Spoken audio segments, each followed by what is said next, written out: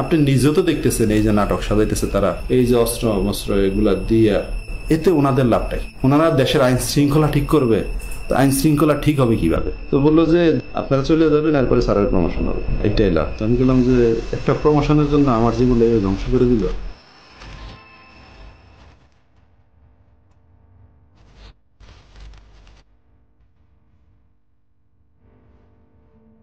If we didn't have that commission, probably it will be just a storytelling. Nobody will believe, somebody will say yes, somebody will say no. Now they have concrete proof, and now they will go to the justice. 400 অভিযোগ পেয়েছে মাত্র 13 কার্য দিবসে। যারা গুমের শিকার victim এবং তাদের পরিবাররা প্রায় 1800-র উপরে আমাদের কাছে তাদের কমপ্লেন সাবমিট করেছে। সারা বাংলাদেশের বিভিন্ন পেশাজীবী, বিভিন্ন শ্রেণী পেশার, বিভিন্ন বয়সের, বিভিন্ন জায়গার, এবং তাদের মধ্যে অনেকেরই রাজনৈতিক পরিচয় আছে। কারো কারো ক্ষেত্রে হয়তো রাজনৈতিক পরিচয় ওইভাবে নেই, কিন্তু তাদেরকে জঙ্গি ট্যাগ লাগিয়ে দেওয়া হয়েছে। সব ধরনের মানুষ ছিলেন ভুক্তভোগী। দিনমজুর ভুক্তভোগী আসেন আমাদের কাছে, অত্যন্ত ধনী ভুক্তভোগী আসেন, কলেজ পড়ুয়া ছাত্র আসেন, যেমন তেমন নারী ভুক্তভোগীও আছে। এমনকি 10 বছরের কম বয়সী ভুক্তভোগী আমাদের কাছে আসেন। আমি শুধু আমাদের মনে আছে যে আম্মু যখন বোরকা পরতো তখন আম্মুকে একটা কালো কালার টুপি পরাইতো আর একটা হাত করা পরাইতো। মাঝে মাঝে আমাকে নিয়ে যেত, তুই একদিন নিয়ে গেছে, বাকি সময় আমাকে রেখেই গেছে। গুমের সাথে আসলে বাংলাদেশের প্রত্যেকটা বাহিনী জড়িত বলা চলে। সেক্ষেত্রে প্রধানত আমরা যাদেরকে নাম নিতে পারি তাদের মধ্যে হচ্ছে rapid action battalion, Bangladesh police তো আছেই, detective branch of police, CTTC, DGFI, NSI, এগুলো প্রধানত তারা এই গুমের সাথে জড়িত ছিল। কমিশন গঠন হওয়ার পরে মানুষের যেমন প্রত্যাশা ছিল, আমরা নিজেরাও প্রত্যাশা করতাম, আমরা আশাবাদী ছিলাম যে সমস্ত ঘটনার পুঙ্খানুপুঙ্খ আমরা বের করব। এই যে একটা অপরাধ সংগঠিত হয়েছে, যে অপরাধটা স্বাভাবিক কোনো অপরাধ না, যে অপরাধটা একটা পরিকল্পনার ভিত্তিতে রাষ্ট্র কর্তৃক সংগঠিত হয়েছে।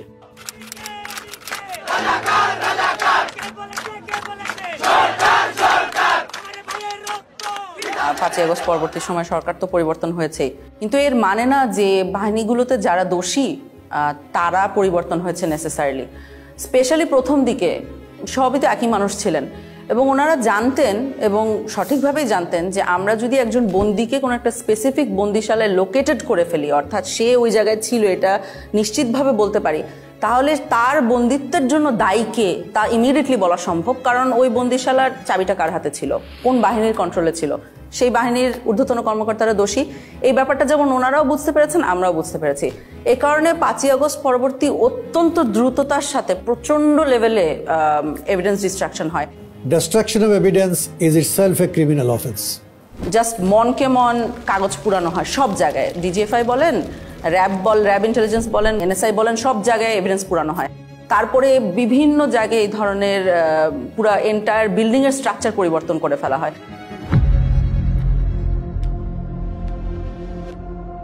ব্যারিস্টার আরমান জি জবানবন্দিটা দিয়েছিলেন, সেখানে আমরা দেখেছিলাম যে অন্য বন্দীদের সাথে, অর্থাৎ যেমন ব্রিগেডিয়ার আজমি বা মাইকেল চাকমা যারা ছিলেন ডিজিএফআই এর হাতে, তাদের জবানবন্দির সাথে খানিকটা পার্থক্য ছিল। তার মধ্যে দুটো খুব নোটিসেবল পার্থক্য আমাদের জন্য ছিল। সেটা হলো যে অন্যদের চোখ 24 ঘন্টা বন্ধ থাকছে না, হাত 24 ঘন্টা বাধা থাকতো না, ব্যারিস্টার আরমানের থাকতেন। যেই স্থানে আমাকে আটকে রাখা হয়েছিল সেখানে সকল বন্দীদেরকে 24 ঘন্টা চোখ বেঁধে রাখা হতো, 24 ঘন্টা হাত করে রাখা হতো। কোথায় আছি বলা হতো না, কয় তারিখ বলা হতো না, সময়টা বলতো না। আমি বারবার তাদেরকে বলতাম যে নামাজ পড়ার জন্য সময় জানা দরকার, কিভাবে নামাজ পড়বো, তারা বলতে বলা যাবে না, আদেশ। তখন আমরা বুঝতে পারি যে উনি এবং ব্রিগেডিয়ার আজমি, মাইকেল চাকমা একই লোকেশনে ওনাদেরকে রাখা হয়নি, অন্য কোথাও ছিলেন উনি। তো সেল থেকে বের করে তখন আমি চোখ বাঁধা অবস্থা থাকলেও আমি ক্লিয়ারলি আমি বুঝতে পারি যে আমি বের হয়ে একটু কয়েক কদম সামনে যে একটা ছোট্ট সিঁড়ি ক্রস করে উঠতেছি। যে আয়নাঘরে ওনাকে রাখা হয়েছিল সেখানে ঢোকার সময় উনি সিঁড়ি দিয়ে উঠেছেন এবং ঠিক তার পরপরই কয়েকটা সিঁড়ি নেমেছেন। এখন এটা শুনেই আসলে সাথে সাথে বুঝে যায় যে উনি কোথায় ছিলেন, কারণ গোটা বাংলাদেশে সিম্পলি একটা জায়গায় আছে, একটা বন্দিশালায় আছে যেটা এই পার্টিকুলার বর্ণনাকে ম্যাচ করবে। তো ওইখানে উনি এক পর্যায়ে বলেন যে ওনার পায়ের নিচে ছিল মসৃণ টাইলস, সাদার মতো, এবং ঠান্ডা ছিল। এই ছোট্ট সিঁড়ি যখন ক্রস করে যাই তখন এটা 5 থেকে 7 কদমের সিঁড়ি হবে এবং খালি পায়ে আমাকে যতবার বের করা হয়েছে তখন খালি পায়ে পরে যে আমাকে জুতা পরা হয়েছে বের করা হয়েছে। খালি পায়েটা আমি একদম ক্লিয়ারলি বুঝে দিয়েছি যেটা সিঁড়ি টাইলস লাগানো সিঁড়ি ছিল। কিন্তু ওই রুমে অলরেডি আমরা অক্টোবরের মধ্যে অভিযান একটা চালিয়েছিলাম, আমরা ইন্সপেক্ট করে এসেছিলাম, ওখানে কোনো টাইলস ছিল না, ওটা সম্পূর্ণ সিমেন্টের একটা ফ্লোর। সো আমরা কর্মকর্তাদের ডেকে অফিসারদের ডেকে জিজ্ঞেস করা শুরু করি যে টাইলস কই। একটা সিঁড়ির পাশে যখন যে এই মার্কটা থাকে, what does it indicate do you think? কারণ আমি তো বিল্ডিং এর এক্সপার্ট না। টাইলস, এই সিঁড়ি টাইলড ছিল। আচ্ছা, এই প্রশ্নটা আমার মনে আছে ওনাদের মোটেও পছন্দ হয় না, কারণ ওনারা এত বড় বড় কর্মকর্তা, আমরা জিজ্ঞেস করছি টাইলস কই, কথার তো কোনো মানে নাই। কিন্তু আমরা শিখছিলাম টাইলসের ভিতরে এই মিস্ট্রিটা লোকেটেড, এটা যদি সলভ করতে পারি আমরা মিস্ট্রি সলভ করতে পারবো। ওই সিঁড়ির তো দুইটা সাইড থাকে, একটা লে সাইড একটা লে সাইড, তো ওপর দিকে সিমেন্ট দেওয়া হয়েছিল কিন্তু এই সাইডটায় ওইখানে মিস করে দিয়েছিল সিমেন্ট দিতে। তো ওখানে যেটা ছিল টাইলসের পিছনে দেখবেন গ্রিড আছে, চারকোনা গ্রিডের ছাপ রয়ে গেছিল। তা আমরা ওই ছাপগুলো দেখে বুঝতে পেরেছিলাম যে টাইলস অবধারিতভাবে ওখানে ছিল। ব্যারিস্টার আরমানকে আমরা ছবি আঁকতে বলেছিলাম যে আপনি আঁকেন তো, যে আপনার চোখ বন্ধ ঠিক আছে কিন্তু সিঁড়ি দিয়ে নেমে আপনি কোন দিকে যান। তো উনি একটা ছবি এঁকে দিয়েছিলেন সুন্দর করে, যে সোজা যে বাইরে গেলে সেলে ঢোকা যায়। এখন আমরাও সোজা যে বাইরে ঢোকা যায় না, কোথাও দেয়ালের সাথে ধাক্কা লাগে। ওইখানকার যখন ছবি ব্যারিস্টার আরমানকে দেওয়া হয় তখন ব্যারিস্টার আরমান বলেন যে এখানে কি কিছু হয়েছে দেয়ালে, দেয়ালটা মানে কি জানি একটা তারতম্য আছে, এরকম একটা উনি ইন্ডিকেশন করেন।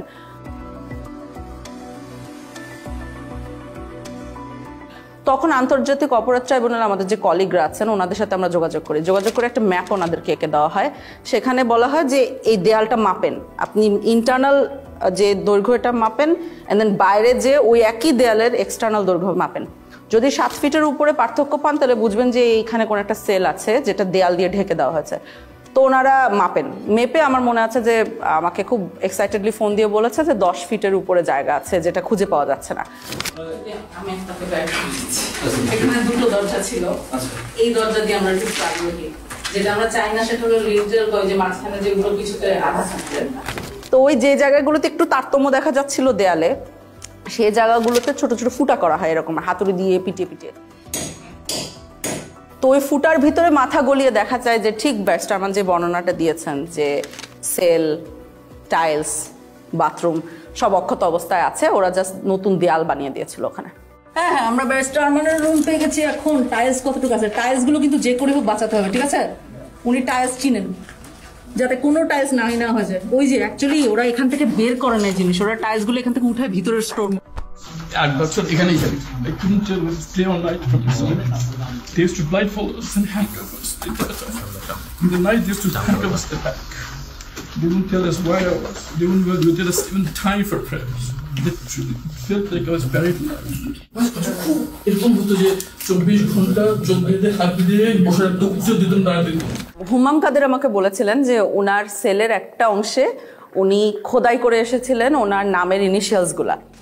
মেডিকেল সেলের ভিতরে ঢুকলে আপনি যদি ঘুরে যান, দরজা ফেস করেন, বাম পাশের কর্নার মাঝামাঝি জায়গাটার মধ্যে একদম কোনায় একটা ডেট লেখা আছে আর আমার ইনিশিয়ালস লেখা আছে, HQC লেখা আছে এবং ডেট লেখা আছে যেদিন আমাকে গুম করা হয়।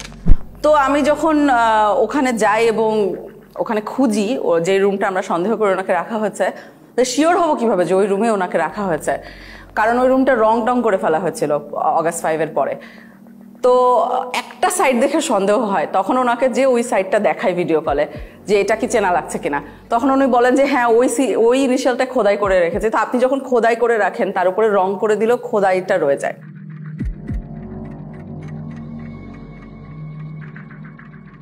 বিগত সময়ে যেটা 2009 থেকে 2024-এর 5ই অগস্ট পর্যন্ত আওয়ামী লীগ শাসন আমলে যেটা হয়েছে, আমরা দেখেছি তারা সবসময় একটা বয়ান দিত যে বাংলাদেশে কখনোই গুম হয় নাই। এটা শুধু শেখ হাসিনার মন্ত্রিসভায় অনেক মন্ত্রীরাই অহরহ বলেছেন এবং নিরাপত্তা বাহিনীর প্রধানরাও বলেছেন। নিরাপত্তা বাহিনী কিংবা আমাদের কোনো গুমের সঙ্গে তারা সংশ্লিষ্ট নয়।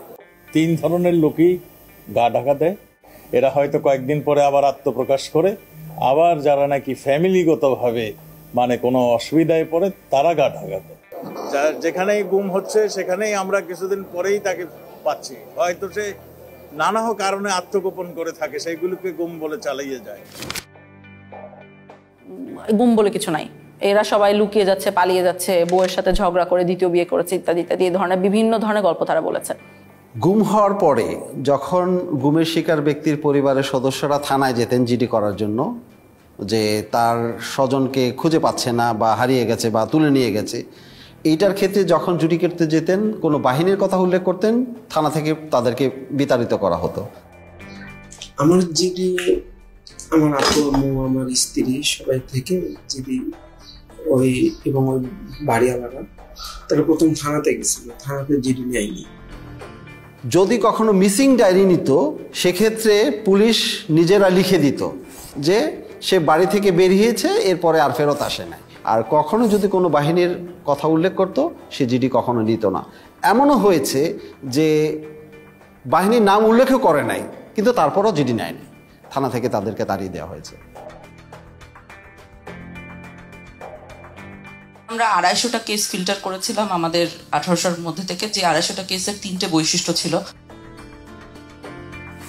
250টার কেসে আমরা সমসাময়িক প্রমাণ পাচ্ছি। কি প্রমাণ? যে তাকে যখন গুম করা হচ্ছে তখন তার হয় একটা মিডিয়া রিপোর্ট আছে, সমসাময়িক মিডিয়া রিপোর্ট আছে।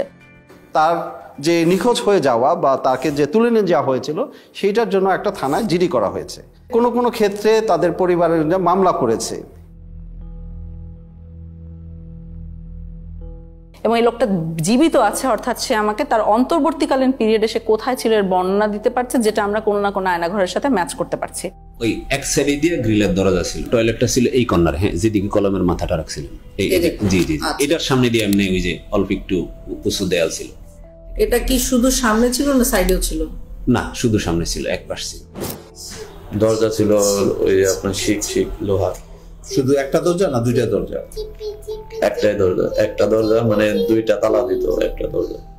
সিঁড়ি বয়ে আমাকে ওঠানো হয়, সিঁড়ি বয়ে ওঠানো হওয়ার পরে একটা সাদা ফ্লোরে আমার মানে সমান একটা ফ্লোরে রাখতে দেওয়া হয়, বুঝতে পারি টাইস খোপের মানে কাপড়ের দরজা ছিল।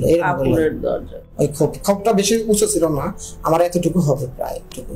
আচ্ছা, আমি আপনাকে একটা ভিডিও দেখে দেখি চিনতে পারেন কিনা। জি জি, খোপে খোপ এটা হচ্ছে সেই সবুজ কাপড়ের, হ্যাঁ সবুজ কাপড়, আমি তো বললাম আপনাকে মেকশিফট যে ফ্রেমটা। জি হ্যাঁ হ্যাঁ, ভেতরে একজন দাঁড়ায় আছে।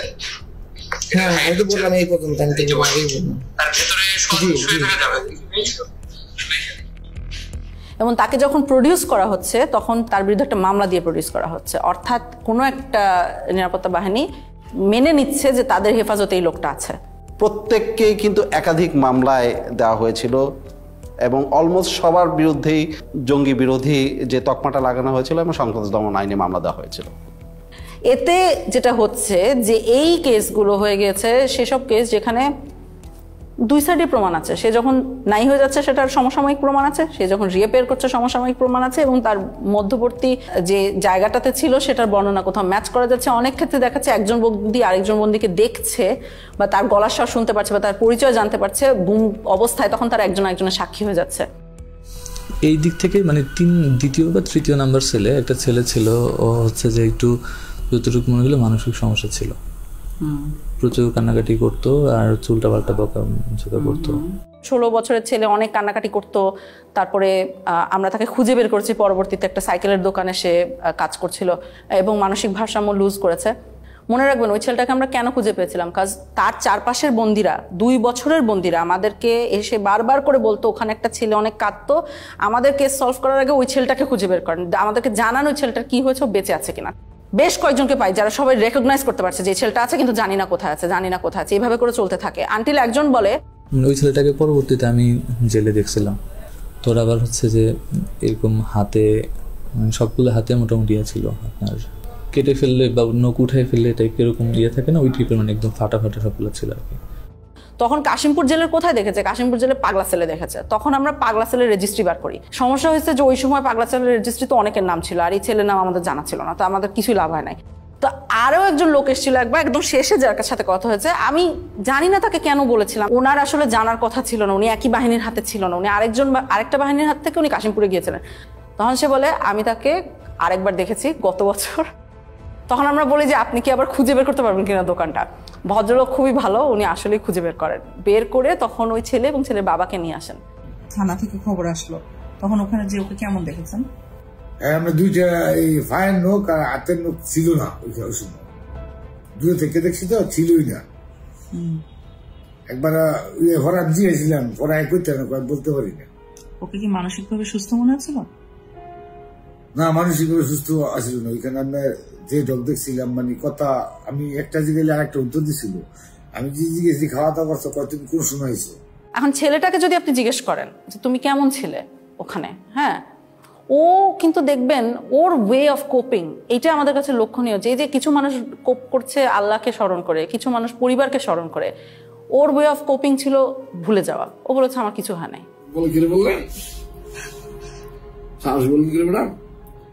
কারণ তুমি 4 বছর অনেক কষ্ট সহ্য করেছো। অনেক কষ্ট, ব্যথা পাইতাম ম্যাডাম।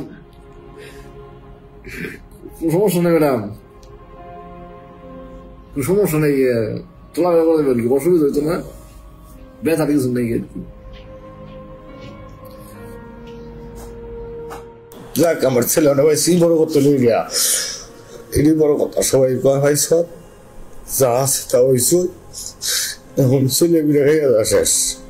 মানুষ অনেক কথা গেছিল আর কি, সবাই বলছে যে নাই, এখন আপনি উকিলেরও যাই না, কেমন সেরকম কোনোভাবেই হতে পারে না যে তারা নিজেদের মধ্যে কোঅর্ডিনেট করে কাজটা করতে পেরেছে। অর্থাৎ তারা যেটা বলছে সেটা এভাবেই ঘটেছিল, কারণ সমসাময়িক প্রমাণ আছে। এই কারণে এই 250 কেস যথেষ্ট শক্তিশালী একটা এভিডেন্স আওয়ামী লীগের এই মিথ্যা বয়ান ভাঙার জন্য। গুমের যারা ভিকটিম, অর্থাৎ তাদেরকে যখন প্রথম তুলে নেওয়া হয় সেই পর্যায় থেকেই আসলে তাদেরকে নির্যাতন শুরু করে। একাধিক কাপড় দিয়ে তার চোখ মুখ ঢাকা হতো। চোখ বাঁধা থাকতো 3টা কাপড় দিয়ে। প্রথমে একটা কাপড় দিয়ে চোখ বাঁধতো, আর একটা জমটুপি, যেটা জমটুপি পরানোর পরে আবার আরেকটা কাপড় দিয়ে বাঁধতো, আর হ্যান্ডকাপ পিছনে লাগানো থাকতো। মাইক্রোবাস বা যে পরিবহনে উঠানো হতো তার 2 পাশে যখন থাকতো তারা কিন্তু চেপে থাকতেন, তার হাত করা পরিয়ে ফেলতেন, এবং কোনো কোনো ক্ষেত্রে তাদেরকে নীল ডাউন করে রাখা হতো সিটের ওখানে, যাতে বাইরের মানুষ কোনোভাবে টের না পায়। গান বাজনা বাজানো হতো যাতে কেউ ধারণা না করতে পারে যে এই গাড়িতে কাউকে তুলে নেওয়া হচ্ছে। তারপর তাকে যখন নির্দিষ্ট স্থানে নিয়ে গোপন সেলে যখন তাকে বন্দি করবে, তাকে নামানো হতো যখন কোনো কোনো ক্ষেত্রে তাকে 2 পাশ থেকে উঁচা করে রাখতো, যাতে কোনোভাবে অনুধাবন না করতে পারে যে সে কয়টা স্টেপ দিয়ে উপরে উঠছে। প্রত্যেকটা গোপনশালায় আসলে অত্যন্ত ভয়ানক, এবং আপনি যদি দেখেন যে গোপন বন্দিশালার সাইজগুলো, দৈর্ঘ্য প্রস্থ, এখানে মানুষকে রাখাটাই হচ্ছে টর্চারের শামিল। এইখানে যারা আসে এখানে আসে এখান থেকে লোক নিয়ে যায়। প্রথম যদি ট্রান্সপোর্ট করে যে ঢাকা থেকে লোক নিয়ে অন্য কোথাও পাঠাবে, এখান থেকে 4 জন 2 জন এখান থেকে নিয়ে, আমি এরকম একবার 3 জন লোক নিয়ে এসে ট্রান্সপোর্ট করছি হোটেল অফিস। একবার গেট দিয়ে ডুবে, সাথে হাতে বাম পাশে, না হাতে ডান পাশে আর কি। আমি যদি একদিক ডুবে, হাতে ডান পাশে। সাইজ কি সেলগুলার? Toilet type sir, toilet sir, মানে একটা টয়লেটের দৈর্ঘ্য প্রস্থ 3 ফিট বাই 8 ফিট স্যার, এরকম লম্বা। লোহার গেট লাগানো স্যার, সাইকেল লাগানো। Look at how tiny this room is, and it's still divided into 7 different cells.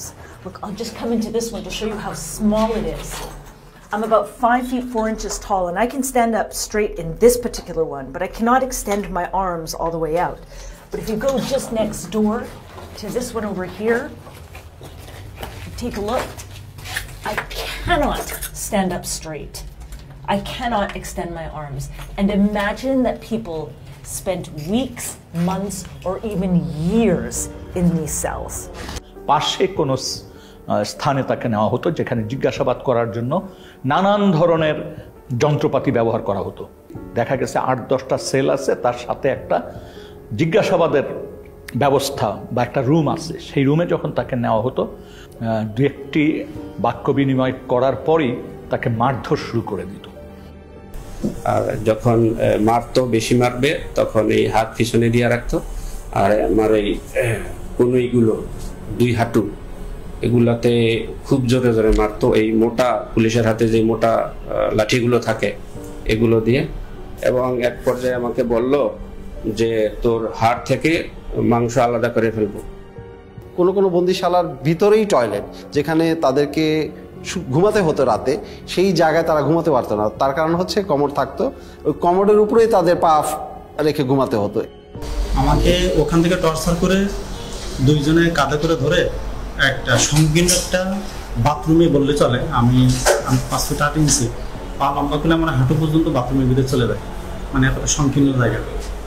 কিছু সেল ছিল এত ন্যারো, সেখানে বন্দি শুতেও পারতো না, জাস্ট পা গুটিয়ে কোনো মতে ওখানে থাকতো। যেটা সাইজ ছিল 3.5 ফিট বাই 4 ফিট এরকম সাইজের। নিয়ে যাওয়ার পরে যেখানে আমাকে নিয়ে গেল সেটা হলো একটা ছোট একটা সেল। ছোট সেল বলতে 3.5 ফিট পাশে, আর লম্বা হলো আপনার 4 ফিটের থেকে একটু বড়।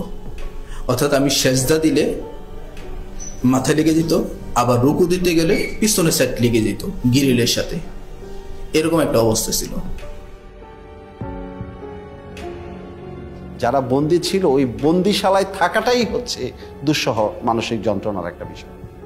আমাকে ওই রকম একটা ফ্লোরের সাথে এরকম করে হাত দিয়ে এরকম করে আস্তে আস্তে বাড়ি দিতে হতো। বাড়ি দিয়ে একটু শব্দ হলে তারা লাঠির ইশারায় বাথরুমে নিয়ে যেত। বাথরুমের জন্য তারা মারতে দেরি হতো, অনেকে 8 মিনিট সময় দিত আমাকে। 8 মিনিটের বেশি হতো আমাকে বিলম্ব দিত, মারতো, আবার লাঠির ইশারা দিত, অনেক বকাবকি করতো। এক ধরনের যন্ত্র ব্যবহার করতে হতো, যে হাতে শিকল দিয়ে ওই যন্ত্রের সাথে আংটা পরিয়ে দিয়ে মেশিন চালু করলে তাকে আস্তে আস্তে ছাদের দিকে ঝুলিয়ে ফেলা হতো। এই ঝুলন্ত অবস্থায় ঘন্টার পর ঘন্টা রাখার ঘটনা আমরা শুনেছি, এমনকি মানে 24 ঘন্টার কথাও আমরা অনেক ক্ষেত্রে পেয়েছি। আমাকে ওই ফ্যান লটকায় এরকম একটি এর মধ্যে গামছা দিয়ে এরকম প্রায় 15 দিনের মতো ঝুলিয়ে রাখছে। শুধু আমি টয়লেট এবং নামাজ এই দুইটা আর খাবার সময় আমাকে ছাড়া রাখতো, আর এইরকম ভাবে সবসময় ঝুলিয়ে রাখছে। কোনো কোনো বন্দিকে হ্যান্ডকাপ পরিয়ে জানালার গ্রিলের সাথে বেঁধে রাখা হতো সার্বক্ষণিক, এবং সে শুতেও পারতো না, ওইভাবে কোনো মতো বসে থাকতো। এই যে এর জানালার মধ্যে একটা হাতে এই পাশে ঝুলাই রাখছে আর একটা হাতে এই পাশে। এই 5 দিনের মধ্যে 3 দিন এইভাবে আমাকে লকআপের সঙ্গে ঝুলাই রাখা হয়। শুধু একটাই দোষ ছিল, আমি বলছি আমি নিকাব খুলবো না, আমি পর্দা করি। যেখানে হ্যান্ডকাপ পরা হয়েছে সেখানে কেটে গেছে, রক্ত পড়েছে, তারপরও কিন্তু তাকে নামানো হয়নি, বরং ওখানে পিটানো হতো এবং নানান কথা জিজ্ঞাসাবাদ করা হতো। এই ওনাদের নাম জিজ্ঞাসা করতেছে, এর মধ্যে আমাকে কি করলো, পানি ঢাললো, মুখে গামছা দিয়ে পানি ঢাললো। কোথায় আছে বল, কোথায় আছে বল, কোথায়, মানে আমাকে মানে একটা সেকেন্ডের সময় দিতে আসে। আমি বলতেছি মুখের মধ্যে ভিজা কাপড় দিয়া প্রায় 2-3 মিনিটের মতো পানি ঢালতো, আর ওই সময় দেখা যায় আমি প্রায় সময় অজ্ঞান হয়ে যেতাম, আর মুখ দিয়া খুব লোট টোট ইত্যাদি এগুলো বের হইতো। তারপরও তারা হাসাহাসি করতো। কোনো কোনো ক্ষেত্রে তাকে চেয়ারে বসানো হতো। চেয়ার আবার 2 ধরনের ছিল। এক ধরনের চেয়ার ছিল যেটা কাঠের ফ্রেম, মানে কাঠের চেয়ার, সেখানে ইলেকট্রিক শক দেওয়ার ব্যবস্থা থাকতো। তো চেয়ারে বসিয়ে ইলেকট্রিক শক দেওয়ার যন্ত্র সাথে সংযোগ স্থাপন করে দিত শরীরে, কখনো কানে, কখনো নখে, কখনো পায়ে, এইভাবে দেওয়া হতো। আমার কানের লতার মধ্যে লাগাইছিল ওই যে কি ওইটা ওই যে কি ইলেকট্রিক ওটা বলতে পারবো না, কিন্তু মনে হলো যে ঠাড়া পড়ে মাথা মধ্যে, সুইচ দেওয়ার লাগলে মনে ঠাড়া বললো। অনেক ক্ষেত্রে জিজ্ঞাসাবাদের সময় বালতিতে পানি রেখে প্রস্রাব করতে বলা হতো। কারেন্টের শর্ট দিয়েছে, একটা বালতি দিছে, বালতির মধ্যে পানি ছিল, পেশাব করতে দিচ্ছে, অনেক পানি খাওয়ানোর পরে পেশাব করতে দিচ্ছে। পেশাব করার সময় কারেন্টের শর্ট লাগে, পানির মধ্যে যখন পেশাব করে তখন কারেন্টের শর্ট লাগে। বেশ কিছু টর্চার ইনস্ট্রুমেন্ট যেগুলো ধ্বংস করে ফেলা হয়েছে, তার মধ্যে একটা আমরা শুনেছি ছিল যে একটা বালতির মতো, ওটার ভিতরে পা রেখে দিলে আস্তে আস্তে পানি গরম হতো, তখন যথেষ্ট ব্যথা লাগতো। একটা ইনস্ট্রুমেন্ট ছিল যেটা আপনাকে যদি বেঁধে দেওয়া হয় তাহলে ওটা ঘড়ির কাটার মতো ঘোরাতে পারতো, 360 ডিগ্রিজ ঘুরতো। র্যাবের কাছে ঘোরে যে চেয়ারগুলো, এগুলো পেয়েছি। স্বাভাবিক একটা চেয়ারে বসানোর পরে আমাকে ওই হুইল চেয়ারের মতো যেমন পা রাখা যায় ওরকম পাদানি আছে, পাদানের উপরে পা রাখার পরে পা থেকে মাথা পর্যন্ত অনেকগুলো বেল লাগায়। তো পা এইগুলো যখন করছে তখন আমাকে কিছুক্ষণ ঘোরানো হয়েছে। একটা পেয়েছি আমরা কিন্তু ময়লার আবর্জনার ভিতরে, মানে ওটাকে ফেলে দেওয়ার জন্যই রাখা হয়েছিল। আমরা যে ওইখানে খুঁজে খুঁজে বের করে এনেছি। কোনো কোনো ক্ষেত্রে নখকে বিচ্ছিন্ন করে ফেলা হতো, কোনো কোনো ক্ষেত্রে সুই ঢুকানো হতো, এবং কারো কারো ক্ষেত্রে সম্পূর্ণ উলঙ্গ করে ঝুলিয়ে রাখা হতো। মাথা নিচের দিক, পা উপর দিক দিয়ে ঝুলে, আর আমার শরীরে কোনো পোশাক রাখে নাই তখন, একেবারে উইদাউট ড্রেস। তারপরে এলো পাতায় আমাকে দুইজনে একসঙ্গে পিড়াতে থাকে। দুই হাতে বাঁধতো, বাঁধার পরে এমনি বসায়া এই যে এই জায়গাটা লাঠি ঢুকাইতো, লাঠি বড় একটা লাঠি ঢুকাইতো, লাঠি ঢুকায় লাঠিটা এমনি দইরা এই যে দুইটা চেয়ার নিত, এই দুইটা চেয়ারের উপরে ঝুলাইতো, আমাদেরকে পিড়াইতো। তারা গান গাইতো, এক এক সময় মমতাদের গান গাইতো যে বুকটা ফাইটা যায়, এই কথা গান, আবার দিল তো পাগল হয়ে এই গান কইতো আর পিড়াইতো। এবং আমি একটি ক্ষেত্রে জানতে পেরেছি যে তাকে উলঙ্গ করে একজন নারীর সামনে উপস্থাপন করা হয়েছে। খুবই দুর্ভাগ্যজনক যে একটা মানুষকে কতটুক অপদস্থ, অপমান করতে, ঘৃণাকর পরিস্থিতিতে ফেলতে এই ধরনের ব্যবস্থা আমাদের রাষ্ট্রীয় বাহিনীগুলি, সংস্থাগুলি করেছে। আমাকে উলঙ্গ করে আমার লজ্জাস্থানে ইট বাইজা প্রায় 1 থেকে 1.5 ঘন্টা আমাকে এরকম একটা অবস্থায় রাখছে। তো যতই কষ্ট হয়, মানে তারা খুব হাসাহাসি করে। যেমন একটা বন্দির ক্ষেত্রে আমরা জানতে পেরেছি যে ওই বন্দিটার গায়ের ওড়না টেনে নিয়ে গেছে কোনো একজন সিকিউরিটি ফোর্সের সদস্য, এবং তাকে বলা হচ্ছে তুই তো একসময় খুব পর্দা করতিস, হ্যাঁ ইসলামিস্ট, তোকে দেখ এখন কেমন লাগে। এইভাবে তুচ্ছতাচ্ছিল্য করা হচ্ছে। বন্দির মাসিকের সময় যা প্যাড দেওয়ার কথা, ওইটা প্যাড দিয়ে ওটা নিয়ে খুব হাসাহাসি করতো। ওইটা খুবই তার জন্য একটা লজ্জাজনক বিষয় হয়েছে যে সবার সম্মুখে অনেক হাসাহাসি করছে। এই বিষয়টা খুবই পীড়াদায়ক। মানে আমার পিরিয়ড ডেট ছিল অনেক লেটে, এই পরিমাণ টর্চার করা, আমি এত পরিমাণ মানে অসুস্থ হয়ে যাই, সাথে সাথে আমার পিরিয়ড হয়ে যায়। তারপর ওনাদেরকে বলি যে আমার তো প্যাড লাগবে, পরে এটা নিয়ে অনেক হাসাহাসি করে ওরা। মাসের পর মাস, 2 দিন 4 দিন গ্যাপ দিয়ে কাউকে কাউকে প্রতিনিয়ত এই ধরনের জিজ্ঞাসাবাদের মধ্য দিয়ে যেতে হয়েছে, মাসের পর মাস, বছরের পর বছর। ওরা কি করলো, আমাকে শোয়াইলো, শোয়াই 2 জন আমার বুকে উপরে পাড়া দিয়ে ধরলো, আর পিছনে হাতটা এইভাবে বাঁধলো, পা দুটা এইভাবে বাঁধলো, বাঁধে পায়ের নিচে বাঁশ দিল একটা, আর উপরে একটা বাঁশ দিল, আর হাত যেটা বাঁধছে হাতের নিচে এই দিকে একটা বাঁশ দিয়েছে। আমি তো ফুলের মধ্যে শোয়া, এই বাঁশের উপরে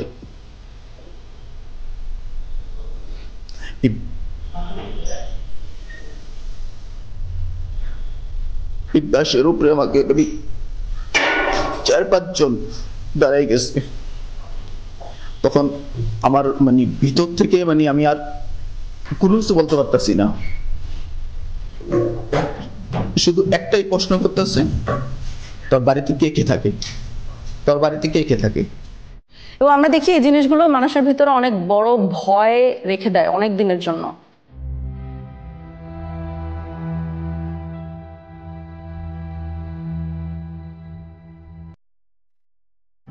আমাদের অনেক ভুক্তভোগী হায়েস গাড়িকে ভয় পায়, কারণ তাকে হঠাৎ করে রাস্তার মধ্যে থেকে টেনে হায়েস গাড়িতে উঠানো হয়েছে। আমাদের অনেক ভুক্তভোগী এসি রুমকে ভয় পায়, কারণ এসি রুমে, টর্চার রুমগুলোতে এসি থাকতো, কারণ আই সাপোজ অফিসাররা যখন এগুলো করতেন ওনারা ঘামতে চাইতেন না। গানটা সাউন্ড আসতো, মানে ঠিক থাকতে পারতাম না, আর শুধু চিৎকার সাউন্ড আসতো। গান বাজিয়ে মারধর করা হতো, যখন সাউন্ড আসতো মানে কোনো প্রকার, আমি তো মানে টেনশন। আমি গানটা আমি কয়েকবার দেখার চেষ্টা করছি, ঠিক মতো আমি দেখতে পারিনি। চিকিয়া কালিয়ারে ওই গানটা আপনি দেখতে পারেন নাই? জি, গানটা আমি কয়েকবার দেখার চেষ্টা করছি, ওইভাবে আমি দেখতে পারিনি।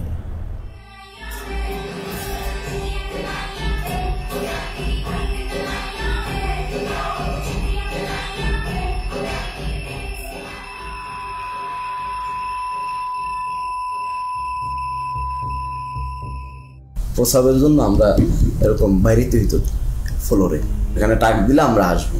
প্রসাবে ধরছে মিউজিক ছেড়ে দিছি, ওই আওয়াজও তাদের কাছে পৌঁছায় না, মিউজিকের সাথে তো ওটা হারায় যায়, ওই সাউন্ড আর পাবে না। এরকম কিছু প্রসাব পায়খানা করে দিয়েছে আমার সামনে, আবার এটা আমরাই পরিষ্কার করতেছি, তারা দিয়ে যে করে তারা দিয়ে পরিষ্কার করে। সে আল্লাহর কাছে বলতে যে আল্লাহ আমার মেরে করলেই ভালো, এই কষ্ট দেওয়ার দরকার কি?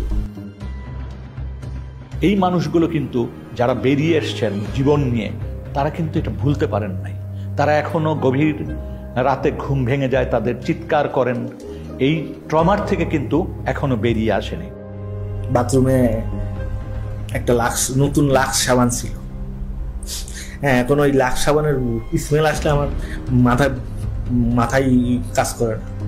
আমি লাক্স সাবানের ওই স্মেলটা যদি কেউ আমার সঙ্গে গ্রহণ করবে, আমার আমি ভিতরে অস্থিরতা চলে আসে, আতঙ্কগ্রস্ত হয়ে। আর শুধু যে তারা বেরিয়ে আসে নাই তা না, এই সমাজটাও কিন্তু এক ধরনের ভীতিকর ভয়ার্থ পরিবেশের মধ্যে একটা ভয় সমাজের ভিতর কিন্তু প্রবাহিত। আওয়ামী লীগের শাসন আমলে আমরা যেটা দেখেছি মূলত হচ্ছে বিরোধী রাজনৈতিক দলকে দমন করার জন্য এই গুমকে একটা হাতিয়ার হিসেবে ব্যবহার করা হয়েছে, এবং সেক্ষেত্রে তাদের প্রধান টার্গেট ছিল বিএনপি, জামাতে ইসলামী এবং ইসলামী ছাত্র শিবিরের নেতাকর্মীরা। সরকারের বিরুদ্ধে যখন জনমত তৈরি হয়ে যেত, সরকারের বিরুদ্ধে যখন মানুষ প্রশ্ন করা শুরু করত, যখন সংঘবদ্ধ আন্দোলনের চেষ্টা হতো, বিরোধী দল বিরোধী মত যখন সংগঠিতভাবে ঐক্যবদ্ধভাবে কোনো বিষয়কে প্রোটেস্ট করতে চাইতো, তখনই এই নির্যাতনের মাত্রা বেড়ে যেত, মানুষের ঠিয়ানার সংখ্যা বেড়ে যেত। এবং আমরা যেটা দেখেছি যে প্রত্যেকটা জাতীয় নির্বাচনের আগে গুমের সংখ্যা অস্বাভাবিকভাবে বেড়ে যেত। এটা আমরা দেখেছি 2014 নির্বাচনের আগে, অর্থাৎ 2013 পিরিয়ডে, এবং 2018 সময় 2017-18, এবং 2024 নির্বাচনের ঠিক আগে 2023 শেষের দিকে এবং 24 শুরুর দিকে। In her second term as Prime Minister, security forces were locking up opposition figures without trial. Among them, a popular official with the Bangladesh Nationalist Party, Sajidul Islam Suhon. In December 2013, eyewitnesses say he and 5 friends were taken by authorities and never seen again. কেন নিল? কি দোষ আমার ছেলের? আমার ছেলে নাই, আমি কি করবো পয়সা থেকে? এটা আমরা সন্ত্রাস বিরোধী ট্রাইব্যুনালেও দেখতাম যে অস্বাভাবিকভাবে মামলার সংখ্যাটা বেড়ে যাচ্ছে, এবং সেখানে মূল আসামি হিসেবে যাদেরকে দেখা হতো তারা হচ্ছে তৎকালীন বিরোধী রাজনৈতিক দলের নেতাকর্মী। মিডিয়াকে আইনশৃঙ্খলা রক্ষাকারী বাহিনী, র্যাব, ডিজিএফআই, বিভিন্ন গোয়েন্দা সংস্থা তাদের মতো করে ব্যবহার করেছে। তারা যেই ধরনের গল্প বানিয়ে দিবে সেই গল্পটাই যাতে প্রচার করা হয়, এবং মিডিয়া সেটা প্রচার করত নির্দ্বিধায়। কোনো জায়গায় কিন্তু তারা প্রশ্ন করত না, একদম হুবহু একই বয়ান, বাহিনী যে বয়ানটা দিত সেই গল্পই তারা ছেপে দিত। যখন একজন গুম হচ্ছে, there are one of two things যেটা হতে পারে। একটা হলো তাকে মেরে ফেলা হবে বা তাকে বাঁচিয়ে রাখা হবে। বাঁচিয়ে রাখার পরবর্তী কি হবে? বাঁচিয়ে রাখার পরবর্তীতে বেশিরভাগ কেস হলো যে তাদেরকে মামলা দিয়ে ছেড়ে দেওয়া হচ্ছে। বাংলাদেশে মামলাগুলো যথেষ্ট ভয়ঙ্কর, এটা কিন্তু আমরা বলছি যে ক্রিমিনাল জাস্টিস সিস্টেম গুমের সাথে কন্টিনিউয়াস একটা সিস্টেম ছিল।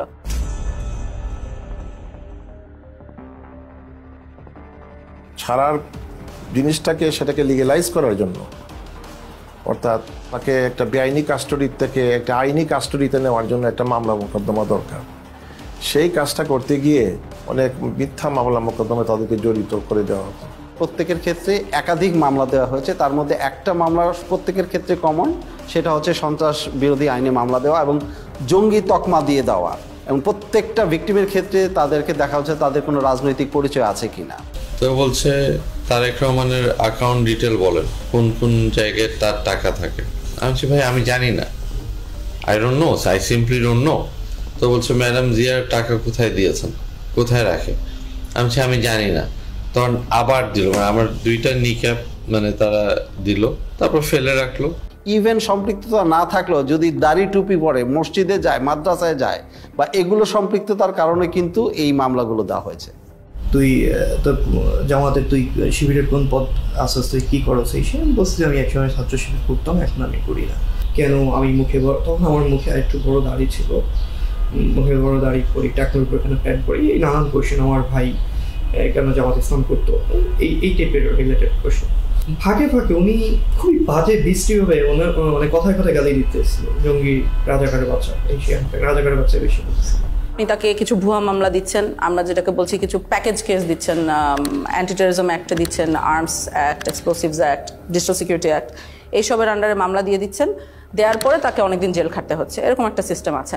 4-5টা মামলায় একই ধরনের ভাষায় ব্যবহার করা হয়েছে এবং ভার্বেটিভ, ওয়ার্ড ফর ওয়ার্ড।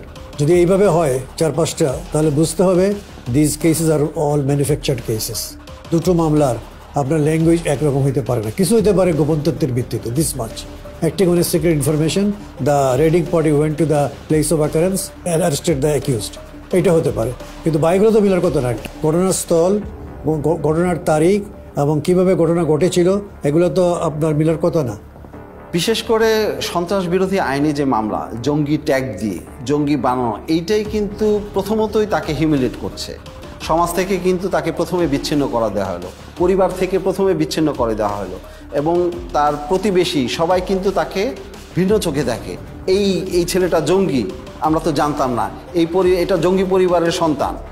তাদের মধ্যে একটা ফোবিয়া ছড়াই গেছিল যে এই আপার সাথে হয়তো যোগাযোগ করলে আমরাও অ্যারেস্ট হতে পারি, আর এই মেয়েটার সাথে যোগাযোগ হলে আমরাও অ্যারেস্ট হতে পারি। এটার জন্য আমরাও নিজেদেরকে গুটাই নিয়েছিলাম যে কি দরকার যদি কারো ক্ষতি হয়। বাংলাদেশে জঙ্গি নাই এই কথাটা বলা যাবে না, জঙ্গি ছিল, জঙ্গি এখনো আছে, কিন্তু প্রশ্নটা হচ্ছে যেইভাবে এটাকে ফুলিয়ে ফাঁপিয়ে দেখা হচ্ছে, যেটা প্রোটেক্ট করা হচ্ছে, এইটার খুবই একটা ক্ষুদ্র অংশ হয়তো বাংলাদেশে জঙ্গি আছে। তৎকালীন যে সরকার ক্ষমতায় পাকাপোক্তভাবে টিকে থাকার জন্য এই ওয়ার অন টেররের যেই ন্যারেটিভ, এইটাকে জিয়ে রাখার জন্য এটা তারা চালিয়েছে। Killed by the BNP Jamaat, you know that BNP Jamaat is a terrorist party. They always go for terrorism and nepotism and corruption. I have to prove credibility, right? To whom? To whom? A terrorist party? A terrorist organization? No. এই মামলাগুলো তো বছরকে বছর চলছে, এবং এই মামলার হাজিরা দিতে দিতে তাদের যে অর্থনৈতিকভাবে পঙ্গু হয়ে যাচ্ছে প্রত্যেকটা ফ্যামিলি। এবং আমরা একটা জরিপ করেছি যে মিনিমাম খরচ হয়েছে 7 লাখ টাকার মতো, তাদের হাজিরা থেকে শুরু করে এই মামলা পরিচালনার সব খরচ। অনেক ফ্যামিলি তাদের জমি জমা, তারপরে হচ্ছে বাড়িঘর পর্যন্ত বিক্রি করে দিয়েছে এই মামলা থেকে পরিত্রাণ পাওয়ার জন্য, কিন্তু মামলাগুলো ঝুলছে। প্রায় 3 লাখ টাকার মতো খরচ হয়েছে জামিনের পেছনে, আসা যাওয়ায়, গাড়ি ভাড়া, এটা হচ্ছে নিট একটা কস্ট। তারপর তো অন্যান্য জায়গায় এখানে টাকা খাওয়াইছে, ওইখানে টাকা খাওয়াইছে, বাড়িতে পুলিশ গিয়েছে কয়দিন পর পর, ডিবি থেকে লোক গিয়েছে, ওরা গিয়ে বসে থাকছে, তো বিভিন্ন ধরনের কথাবার্তা বলছে, ওদেরকে টাকা দেওয়া লাগছে, টাকা পয়সা না নিয়ে কেউ কখনো আসে নাই, থানায় টাকা দেওয়া লাগছে, বিভিন্ন সময় বিভিন্ন জায়গা থেকে সংস্থার লোক গেছে, ওরা টাকা খাইছে, অনেক টাকা পয়সা খরচ হয়েছে 16 সালেও। এখানে একটা দুঃখজনক বিষয় হচ্ছে যে অনেক ক্ষেত্রে দেখা যায় মামলাগুলো ভুয়া প্রমাণিত হওয়ার পরে তাকে বেকসুর খালাস করে দিয়েছে, কিন্তু তাকে যে এই যে 4 বছর বা 5 বছর যে সে কারাগারে বন্দী ছিল, এটা তাকে কে ফিরিয়ে দেবে?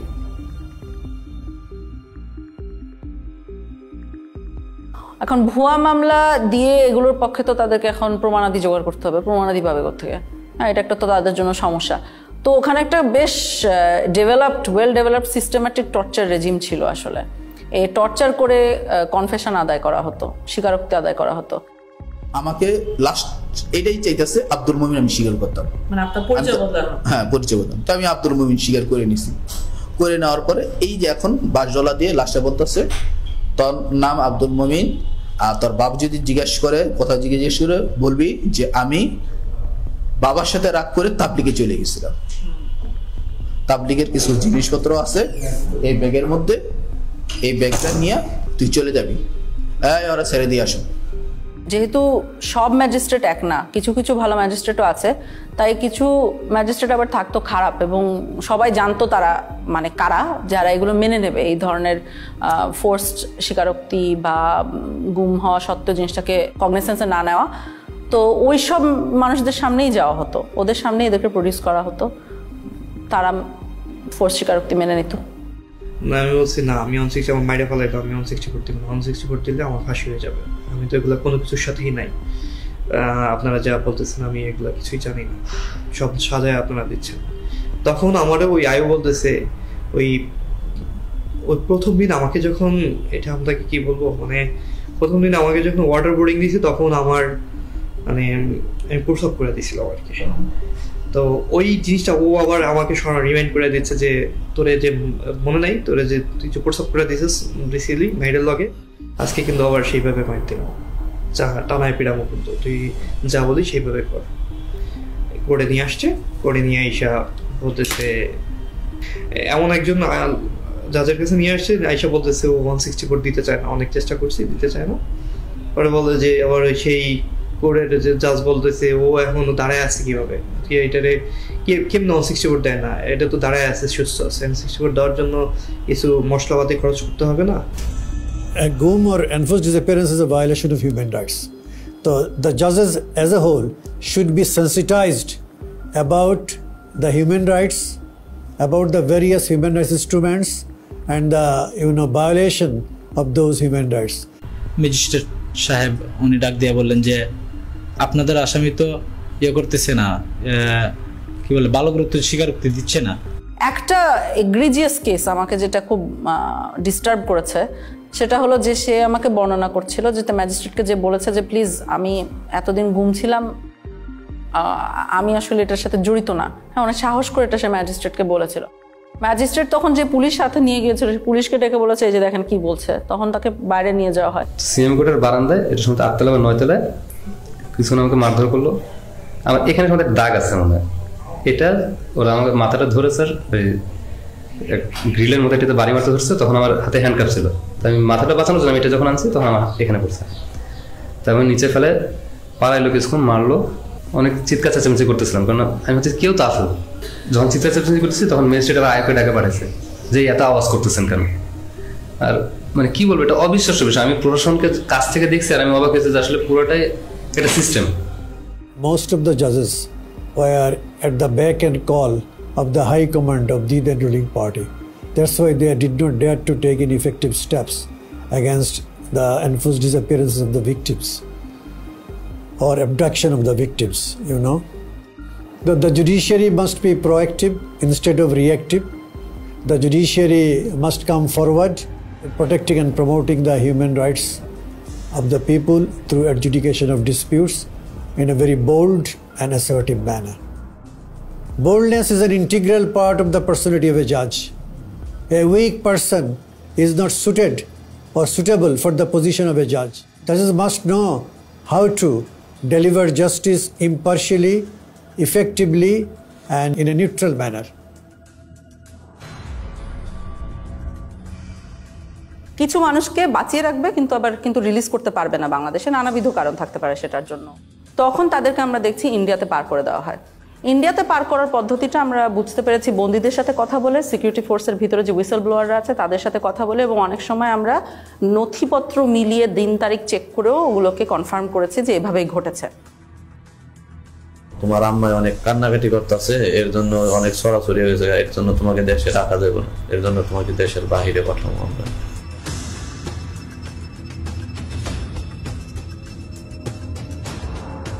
একটা নদী পার করাইলো, ওই নদী পার করানোর পরে তারপরে কাঁটাতারের একটা বেড়া আছে,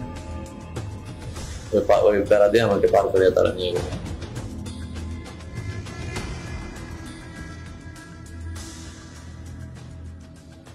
ওইখানে নিয়ে 2টা লোক আইছিল হুমরাই করে, বললো তোর পার করে দেবো, তারপরে তুই ওই জায়গায় কতদিন থাকবি, আবার আমরা তো আবার ব্যাগ নিয়ে আসবো।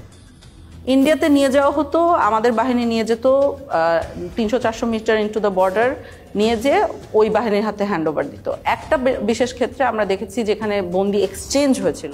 ওরা আবার ওই দেশ থেকে কারা যেন আসছে স্যার, আপনার ওদের ইন্ডিয়ানরা আসছে, ওরা 2জনকে দিল, আমরা 2জনকে দিলাম। মানে ওরা 2জন বন্দীকে দিল, আপনাদের বন্দী 2জনকে ওদেরকে দিয়ে দিল। ইন্ডিয়া আমাদেরকে বন্দি দিয়েছিল, আমরা একজন বাংলাদেশি সিটিজেনকে দিয়েছি। আমার ধারণার সাথে মনে হয় আরেকজন ছিল যার পরিচয় আমরা এখনো বের করতে পারি না। অর্থাৎ আমরা 2জনকে দিয়েছি, একজনকে পেয়েছি। ওই 2জনের মধ্যে একজন বাংলাদেশি নাগরিক, সাথে মিষ্টিও দেওয়া হয়েছে। ওই বাহিনীও মানে ইন্ডিয়ান বাহিনীও মিষ্টি এনেছিল, আমাদের বাহিনীও মিষ্টি ছিল। বন্দি গিফট দেওয়ার সাথে সাথে মিষ্টিও গিফট এক্সচেঞ্জ করা হয়েছিল। এটা আমাকে নিরাপত্তা বাহিনীর যারা ওখানে জড়িত ছিল তারাও বলেছেন, বন্দি নিজেও চোখে দেখেছে এই ঘটনাটা ঘটতে। ইন্ডিয়াতে নেয়ার পরবর্তী কি হতো বন্দিদের আসামিদের আমরা সবসময় জানি না, অর্থাৎ কাদের কথা জানি না, আমরা জানি না ওখানে কাউকে মেরে ফেলা হতো কিনা, কারণ যারা মারা গেছেন তাদের খবর আমাদের পক্ষে বের করা এখনো পসিবল হয়নি। যাদেরকে হ্যান্ড ওভার করলো ওদেরকে নিয়ে আবার কি করলেন? ওদেরকে নিয়ে স্যার রাস্তায় দুজনকে স্যার ক্রস ফায়ার দিয়ে ফেলাই দিয়ে আসছে। তবে এটা অবশ্যই হতো যে ইন্ডিয়াতে যারা বাঁচিয়ে রাখা হতো ইন্ডিয়াতে তাদেরকে মামলা দেওয়া হতো, মানে অর্থাৎ ইন্ডিয়ান লিগাল সিস্টেমের ভিতরে তাদেরকে ঢুকিয়ে দেওয়া হতো। সো আনপাসপোর্ট মামলা বলবে, অর্থাৎ ট্রেসপাসিং এর জন্য কেস দেওয়া হতো। তখন ওনারা ইন্ডিয়াতে জেল খাটতেন, জেল খাটা পরবর্তীতে আবার ওনাদেরকে বাংলাদেশে পুশিন করা হতো। ভারতের কারাগারে যদি কেউ থাকে সেটার জন্য আমরা বাংলাদেশি বন্দী যারা আছে তাদের তালিকা চেয়েছি পররাষ্ট্র মন্ত্রণালয়ের মাধ্যমে ইন্ডিয়ান অথরিটিকে। কিন্তু সেক্ষেত্রে যে সমস্যাটা দেখা গেছে যে তালিকাটা দিয়েছে সেটা অসম্পূর্ণ, এবং আমরা যেই পিরিয়ডের তালিকা চেয়েছিলাম অর্থাৎ 2009 সাল থেকে 2024 সালের 5ই অগস্ট পর্যন্ত সেটা তালিকা পায়নি। এই সম্পৃক্ততাটা ইন্ডিয়া এবং বাংলাদেশের যে ইল্লিগাল একটা সম্পর্ক, এটা আসলে খুবই ট্র্যাজিক, কারণ এরকম হওয়ার কথা না, হওয়া উচিত না, এবং আমাদের দেশের সার্বভৌমত্বের প্রশ্ন অবশ্যই চলে আসে, কিন্তু হয়েছে, গত 16 বছর এটা হয়েছে। এবং কারো কারো ক্ষেত্রে চরম পরিণতিটা হয়ে গেছে, যেটা আমরা বিভিন্নভাবে জানতে পেরেছি, এবং অনেকে আমাদের কাছে ইতিমধ্যে এই কথাগুলো বলেছেন। এর মধ্যে একটা বড় অংশ আছে যাদেরকে বেশ কিছুদিন জিজ্ঞাসাবাদ করার পরে অথবা কয়েকদিন জিজ্ঞাসাবাদ করার পরেই সিদ্ধান্ত নেওয়া হয়েছে তাদেরকে হত্যা করা হবে। যখন একজনকে মেরে ফেলার সিদ্ধান্ত হতো তখন কাজটা ওরা, যেহেতু ওনারা ট্রেন্ড অফিসার্স, যথেষ্ট এফিশিয়েন্টলি করতো আমরা বলতে পারি। একজন মানুষকে কখনো কখনো মোরগ বলা হতো, কখনো কখনো প্যাকেট বলা হতো, কখনো কখনো সাবজেক্ট বলা হতো। ঊর্ধ্বতন অনেক অফিসার আছেন যারা মিড লেভেলে ছিলেন বা যারা গোয়েন্দা সংস্থাগুলি পরিচালনা করতেন, তাদের নির্দেশনায় তাদের উপস্থিতিতে এই মানুষদেরকে নিয়ে যাওয়া হতো মাইক্রোবাসে করে। টঙ্গীর থেকে রওনা দেওয়ার পর যতগুলি ব্রিজ আছে প্রায় প্রতিটি ব্রিজের গোড়াতেই নিয়ে নতুন যারা অফিসার সংযুক্ত হতেন র্যাবে বা র্যাব ইন্টেলে, তাদেরকে বলা হতো দুজন একজন মোরগ নামাও বা প্যাকেট নামাও, গুলি করো।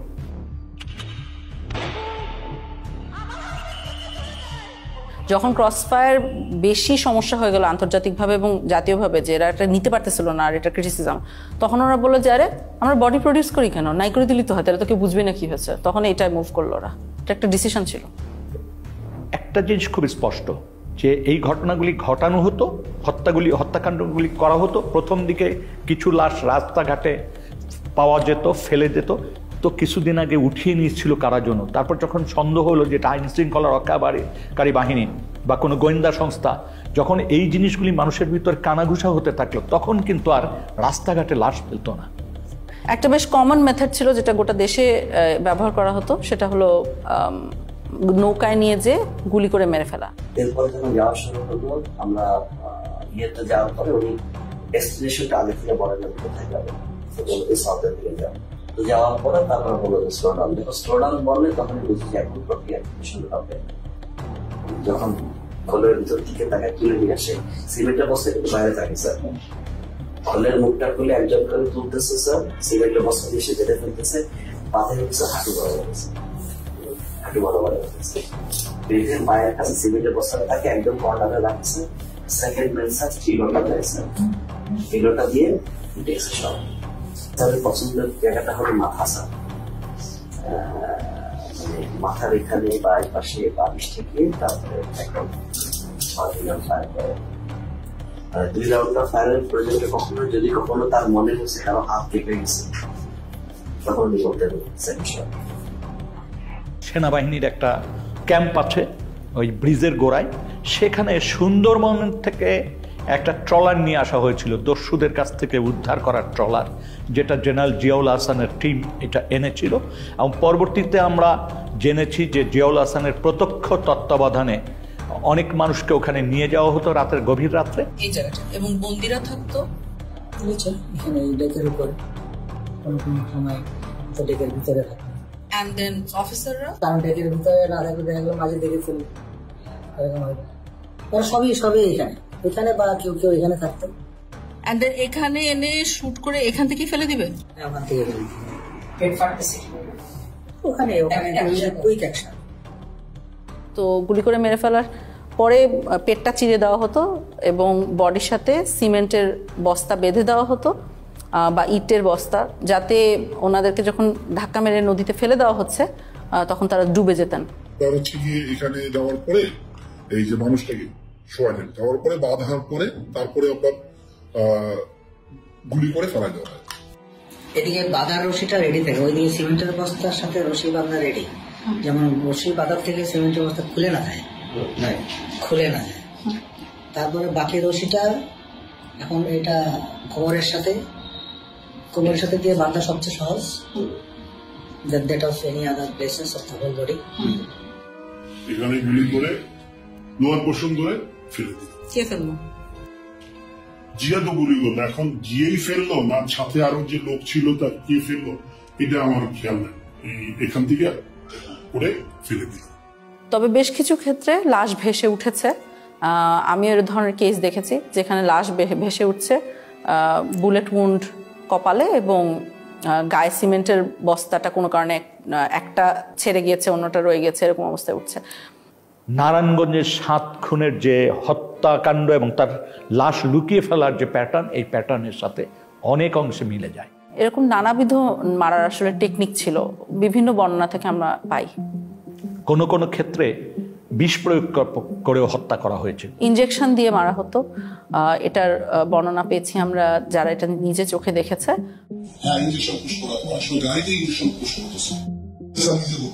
একজন মানুষকে মেরে ফেলে তার লাশটা রেল লাইনে ফেলে দেওয়া হতো, মানুষ রেল লাইনে কাটা পড়েছে এই হিসাবে জিনিসটাকে প্রতীয়মান হয়। কিছু কিছু ক্ষেত্রে দেখা গিয়েছে যে অনেক সময় লাশের হাতে হ্যান্ডকাফ অবস্থায় রেল লাইনে কাটা লাশ পাওয়া গেছে, তো বোঝাই তো যাচ্ছে কি হয়েছে, নাহলে হ্যান্ডকাফ আসলো কোথা থেকে। একজন ভিকটিম তো বেঁচেই আছেন যাকে গাড়ির সামনে, ট্রাকের সামনে ফেলে মারার চেষ্টা হয়েছিল এবং এরকম অনেকাংশে তো সাকসিডও করতো, এভাবে করে মেরে ফেলতো। ওই আবদুল্লাহপুর আশুলিয়া রোড যেটা, সেখানে নিয়ে যাওয়ার পরে উনি অন্যদেরকে নেমে যেতে বলে। নামার পরে আমাকে কানে কানে বলতেছে, ভাইজান আমাকে ক্ষমা করে দিয়ে দেখেন, আপনাকে তো চলন্ত গাড়ির সামনে ফেলে দেওয়ার জন্য বলা হয়েছে। হঠাৎ করে আমাকে ধাক্কা দেওয়া হলো এবং আমি খেয়াল করতেছিলাম যে গাড়ি শব্দ আসতেছে, তো আমি তো তখন ধরে নিয়েছি যে আমি শেষ, আমি পড়ে গেছি। পড়ে যাওয়ার পরেও দেখতেছি যে আমি বেঁচে আছি। আমারে তুলে ধরে বলছে যে আপনি ভয় পাবেন না, আপনাকে তো আমরা রাস্তায় ফেলে দিয়েছি, কিন্তু গাড়িটা পাশ দিয়ে চলে গেছে। তবে আমি টের পাইছিলাম যে গাড়িটা যখন জোরে খুব রানিং এ আসতেছে, আবার যখন ফেলে দিবে ব্রেক শক্ত করে ধরে পাল দিয়ে টা করে শব্দ হয়, যেটা ঠিক সেই শব্দটাই আমার কানে আসছে। আমাদের কাছে যারা মুখ খুলেছেন এটাই পূর্ণাঙ্গ তথ্য না, এর কয়েক গুণ সমাজে এখনো রয়েছেন যারা এখনো আস্থা বা সাহস পাচ্ছেন না এই বিষয়গুলি জনসমক্ষে তুলতে বা তারা অভিযোগ করতে। তারা মনে করে যে এমনিই তো আমরা মামলা মোকদ্দমার ভিতর দিয়ে আছি, তারপর আবার এইটা করতে যে আবার কোন ফ্যাসাদে পড়বো, আবার আমার কোন ভোগান্তি হবে। ওই ওপেনলি ওইভাবে সাক্ষাৎকার দিব না, কারণ ওটা এভিডেন্স থেকে যাবে। আমার আজ হোক কাল হোক আমার তো আসলে পরেরটাও চিন্তা করা লাগবে, ফ্যামিলি আছে। এমনি তো অত্যাচারের শিকার হয়েছি, গুম ছিলাম, মিথ্যা মামলা নিয়ে জেলে ছিলাম, এখনো স্টিল নাও হাজিরা দিচ্ছি। ওই 16 সালে গুম হওয়ার কনসিকুয়েন্স এখনো বিয়ার করতেছি। আমার ফ্যামিলি স্টিল নাও সাফারার, আমার ক্যারিয়ার ধ্বংস, সবকিছু হয়ে গেছে। তার মানে এখনো কিন্তু আমরা এমন একটা পরিবেশ নিশ্চিত করতে পারিনি যে পরিবেশে মানুষ ভয়হীনভাবে এসে রাষ্ট্রের কাছে বা রাষ্ট্রের সংস্থাগুলির কাছে এসে বলতে পারে যে আমার জীবনে এই ঘটনাগুলি ঘটেছে।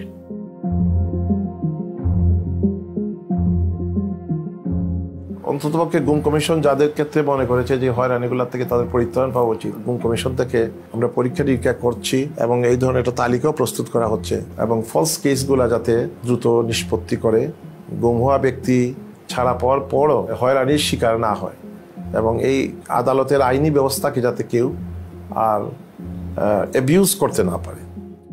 যাদের বিরুদ্ধে এই মামলাগুলো দিয়ে দেওয়া হয়েছে, সন্ত্রাস দমন আইন বা অন্য যে আইনি মামলা হয়েছে, এই প্রত্যেকটা মামলা যাতে দ্রুত নিষ্পত্তি করা যায়, সেটা যাতে এক্সপিডাইট করে, সেটার জন্য সুনির্দিষ্টভাবে সরকারকে বলেছি। দ্বিতীয়ত হচ্ছে যে সন্ত্রাস দমন আইনটাকে সংশোধন করার কথা বলেছি।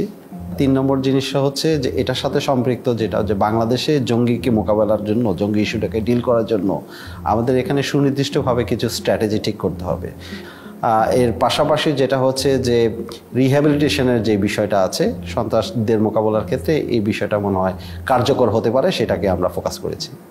গুম হওয়া এবং কেউ মারা যাওয়ার মধ্যে একটা বিস্তর ফারাক আছে। সেটা হলো কেউ যখন মারা যায় তখন তার সম্পত্তি ভাগ হয়ে যায়, একটা ডেথ সার্টিফিকেট আসে, সম্পত্তি ভাগ হয়ে যায়, একটা ক্লোজার আসে। কিন্তু কেউ যখন গুম হয়, যেহেতু সে মারা গিয়েছে এই কথাটা বলতে পারা যায় না, কারণ আমরা আসলে জানি না সে মারা গেছে কিনা, তখন কিন্তু কোনো ডেথ সার্টিফিকেট ইস্যু করা যায় না। ডেথ সার্টিফিকেট ইস্যু না করার সাইড ইফেক্ট আপনি দেখেন, ধরেন ভদ্রলোকের ব্যাংক অ্যাকাউন্টে টাকা আছে বা তার সম্পত্তি আছে, কিছু ভাগ হওয়া সম্ভব না। সো পরিবারগুলো অলমোস্ট রাতারাতি পথে বসে যায়, দেখতে পারে যে ব্যাংক অ্যাকাউন্টে টাকা আছে, দেখতে পারে যে তার সম্পত্তি আছে, কিন্তু সে কিছু ব্যবহার করতে পারে না। সেই জন্য আমরা বর্তমান প্রচলিত আইনের বাহিরে আমরা মনে করি যে এমন একটা আইন করা দরকার যে আইনে কিছু ওভাররাইডিং ক্লজ থাকবে, যে দেশের প্রচলিত আইনের বাহিরে গিয়েও তাদেরকে যাতে একটা আইনগত সুযোগ দেওয়া যায়। যখন একজন মারা যান তখন তার বউ বিধবা হয়ে যান, এটার একটা প্রসেস আছে। কিন্তু যখন একজন গুম হন তখন তার বউ, উনি কি বিধবা না সধবা? কারণ আমরা উত্তরটা জানি না। ভদ্রলোক বেঁচে আছে কি মারা গেছে এটা আমরা বুঝতে পারছি না। এই যে বিশাল সমস্যাগুলো পরিবারগুলোর মধ্যে মানে সৃষ্টি হয়, সেগুলোর কোনো সমাধান তারা পায় না। এবং গত 16 বছর ধরে হাজারে হাজারে পরিবার বাংলাদেশে এই সমস্যাটা ফেস করে আসছে। গুম হওয়া ব্যক্তির ডেথ সার্টিফিকেট ছাড়াই তাদের গুম হওয়ার যে একটা প্রত্যয়ন বা একটা ডিসঅ্যাপিয়ারেন্স সার্টিফিকেট প্রডিউস করে যাতে পরিবার পরিজন যাতে সম্পত্তি ইনহেরিট করতে পারে, সেই জন্য এই কমিশন থেকে কিছু আইন সংশোধনের সুপারিশ করা হয়েছে। অন্ততপক্ষে আর্থিক দুর্দশা কিছুটা হলেও লাঘব হবে। তবে এটা সত্য কথা যে গুম হওয়া ব্যক্তির অনুপস্থিতি বা গুম হওয়া ব্যক্তিকে উদ্ধার করে না দিতে পারলে অপূরণীয় ক্ষতি সেটা কোনো আইন দিয়ে বা তার সম্পত্তি দিয়ে বা সম্পত্তির অংশ দিয়ে সেটা পূরণ হওয়ার নয়।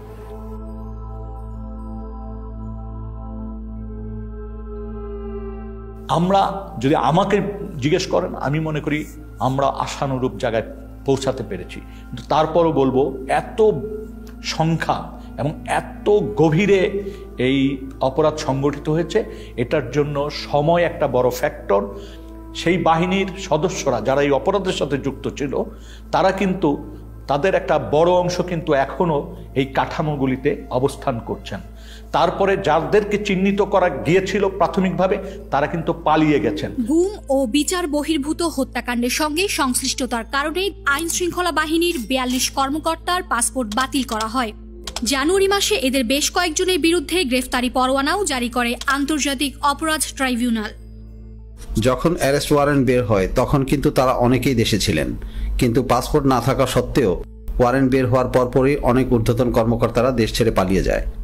পালিয়ে যাওয়ার পরবর্তীতে এগুলোর এন্ড রেজাল্ট কি হবে? তো ধরেন আপনি বাংলাদেশ থেকে পালাচ্ছেন, মোস্ট লাইকলি আপনাকে ইন্ডিয়া যেতে হবে, কারণ ল্যান্ড বর্ডার আমাদের এসেনশিয়ালি ইন্ডিয়ার সাথে, মায়ানমারের যুদ্ধ হচ্ছে, সো ওনারা এইদিকেই যাবেন। কারণ আপনি যদি দেশের একজন গোয়েন্দা বাহিনীর প্রধান হয়ে থাকেন, কয়েকজন মিলে আপনি ইন্ডিয়াতে গেলেন, ইন্ডিয়া কি করবে ফার্স্টে? ইন্ডিয়া যেটা করবে হলো আপনাকে বসে আপনাকে ইন্টারোগেট করবে। এখন আপনি চিন্তা করেন যে বাংলাদেশের সকল সেন্সিটিভ তথ্য যাদের ভিতরে আছে তাদেরকে আমরা এসেনশিয়ালি ওনাদের হাতে তুলে দিচ্ছি, বা ওনারা ওনাদের হাতে নিজেরা সোপর্দ হচ্ছেন। এই যে এত বছর যারা গুম খুনের সাথে জড়িত ছিলেন, তারা তো আমরা যেটা বলছি অনেকেই বাহিনীগুলোতে আছে। ওনারা কি চাইবেন? ওনারা চাইবেন ভবিষ্যতে ওনাদের এই অপরাধগুলো যাতে রিভিলড না হয়। এখন আমরা তাদের অপরাধের কথা জানি আর না জানি, আমরা ধরে নিতে পারি এখন যে আমাদের শত্রুপক্ষের গোয়েন্দা বাহিনীগুলো ডেফিনেটলি জানে। তাহলে ভবিষ্যতে তাকে ব্ল্যাকমেল করতে কি লাগবে? শুধু বলতে হবে, তুমি যদি না করো এই কাজটা, তাহলে কিন্তু আমি তোমার পূর্ববর্তী গুম খুনের কথা আমি কিন্তু তোমার বউকে বলে দিব, খুব বেশি যেতে হবে, বা সোশ্যাল মিডিয়ায় ফাঁস করে দিব। তখন কি হবে? আপনি নিরাপত্তা বাহিনীগুলোর ভিতরে স্তরে স্তরে মানুষ রাখছেন যারা ব্ল্যাকমেলের ক্ষেত্রে ভালনারেবল। আপনি যদি জিনিসগুলোকে সামনে নিয়ে আসেন, যে জিনিসটা আপনি লুকিয়ে রাখছেন না, সেটা দিয়ে কিন্তু আপনাকে ব্ল্যাকমেল করা যায় না। তো আপনি জিনিসগুলো সামনে নিয়ে আসেন, আপনি গুম কমিশনের সাথে কথা বলে ফেলেন, তাহলে এই সমস্যাগুলো কিন্তু চলে যায়। এই অপশনটা না নেওয়াটা আমার কাছে বোকামি মনে হচ্ছে এবং দেশ বিরোধী একটা কাজ মনে হচ্ছে। এই প্রসেসের পিকে প্রাইম মিনিস্টার্স অফিস, অনেক সময় ওনার পক্ষ থেকে ডিফেন্স অ্যাডভাইজার ছিল, তো উনিও মাঝে মাঝে ইন্টারফেয়ার করতেন, কথা বলতেন, আদেশ নির্দেশও দিতেন। So out of the way I went to PM and requested হার যে সালাউদ্দিন কাদের চৌধুরীর ফাঁসি হয়ে গেছে, তার ছেলেটাকে এটা করা হয়েছে, এটা খুব এটা দেখা উচিত, আমাদের ফ্যামিলিটা খুব broken and his relatives have requested.